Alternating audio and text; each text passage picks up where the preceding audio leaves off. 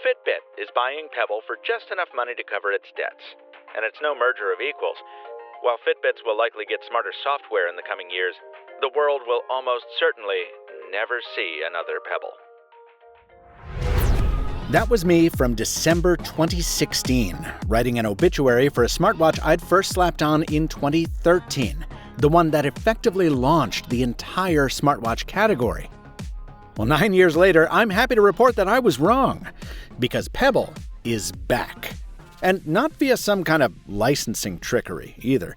Instead, Pebble's founder, Eric Migicovsky, recovered the trademark, convinced Google to open source the original software, and cobbled together the bare minimum of bucks and bodies needed to build a new generation of Pebbles. The result is the closest thing to a tech time capsule I've seen in a while. A smartwatch with a soul that dates back nearly 15 years. Made for people who've spent the time in between yearning for what they'd lost. I'm Mr. Mobile, and it's Pebble Time 2.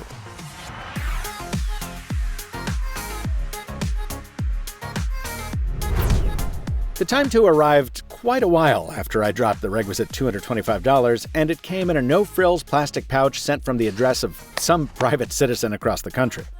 Like it or not, this is sometimes the way it goes with small batch hardware, and it took me right back to that Kickstarter spring of 2013 when the first Pebble launched. The hardware is familiar, but the refinements are immediately obvious. The case is stainless steel, rated for 30 meters of water, with lug mounts for universal 22mm straps. I opted for the blue silicone to kind of lean into the whimsy, but the Pebble subreddit is full of much cooler examples. 4 textured buttons dot the sides, and unlike the pushers on some previous Pebbles, these are also steel, not rubber-coated keys destined to decay away. The charger is this cute little ingot that accepts a Type-C cable and magnetically attaches to the terminals on the back. Yeah, if this is familiar, it's because it's unchanged from the older generation. And I appreciate the little lanyard that lets you dangle it from a keychain. Power it up and scan the QR code, and you'll get onboarded in a surprisingly simple, painless process. At least on Android. There is an iOS app, but I can't speak to how well it works. Now, if you've gotten accustomed to the sleek, shiny, tiny computers offered by the big names in wearables over the past decade or so, you can probably tell that this is not one of those. There's no NFC for mobile payments, no GPS, no 4G or satellite radios. The watch face is not a brilliant, blinding OLED or LCD, but a 1.5-inch e-paper display capable of rendering just 64 colors. There is a tiny speaker here, but it's for apps to use instead of phone calls. There's a touch layer in the display, but it's not yet utilized by Pebble OS. And while there is a heart rate sensor and basic health tracking, this isn't a fitness tracker. Not really. So what is it? Well, what it was always supposed to be. It's a Bluetooth watch that acts as a second screen for your phone. But, and this is crucial, it's backed by a passionate design and user community that somehow forgot to die out after all these years. In fact, there's probably a whole other full-length video I could write documenting how the community kept Pebble alive, even in the absence of any official support. See, Pebble first set out to build a Bluetooth watch for hackers and geeks, and those folks came out in droves to build for the platform. Custom watch faces and apps galore, thousands of them still there in the relaunched Pebble App Store. It was such a treat to load up this Mario homage for the first time in almost a decade. To discover these Casio lookalikes that fit the new hardware so perfectly. And eventually, to settle back into my perennial Trekkie go-to, the Elcar's Okutograms from the Enterprise D. The 1.5-inch screen is much larger than what was offered on older Pebbles, with a much smaller bezel to boot. But its 200 by 228 resolution still lends a pixelated chunkiness that anchors the aesthetics in the early 2010s, which is now, I think, part of the brand identity. You know, it would be somehow weird to see a high-resolution Pebble, or one with a super-saturated OLED screen. Much more appropriate to have this new RGB backlight, whose color you can change in the app. Hello, Indiglo.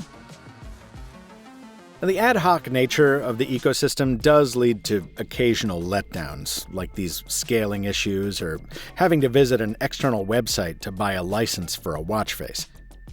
But I think that friction is a reasonable price to pay for access to this vast archive of indie talent.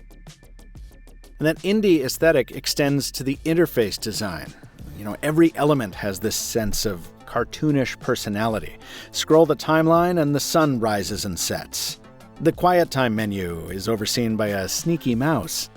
Clear all notifications and they'll go through a paper shredder. Those notifications come in on time and at maximum verbosity, I'm happy to report. I can read long texts or emails and even reply to them from my wrist with the onboard microphone. Though symbols can be a problem sometimes, and the voice dictation isn't exactly best in class. That is definitely a thing, assuming you don't want to try our luck on the standby line at Tavern for the burger.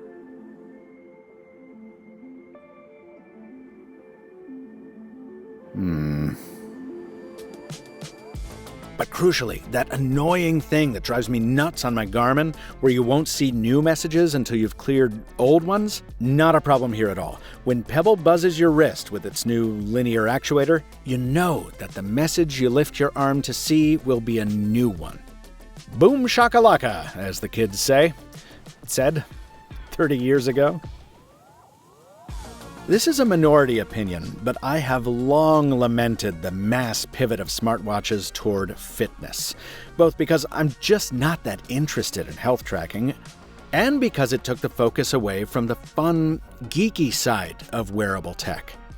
That made the 2016 sale of Pebble to Fitbit all the more ignominious. And the current push by corporate Goliaths to infect smartwatches with as much AI as phones are being packed with does not make me feel any better. So, selfishly, I am very glad to have Pebble back. Now, in other areas, the age of the design and its sort of bootstrapped reboot work against the product. Now, don't get me wrong, I'm a huge fan of e-paper.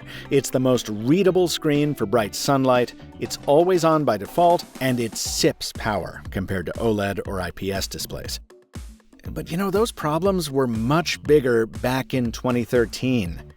These days, I almost never have an issue seeing the text on my Pixel or Apple Watch. While on Pebble Time 2, I sometimes feel I need to steer my wrist to find the best viewing angle.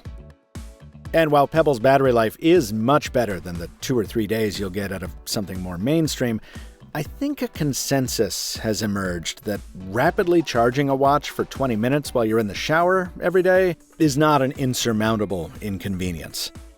And Pebble also isn't helping itself by promising 30 days of endurance.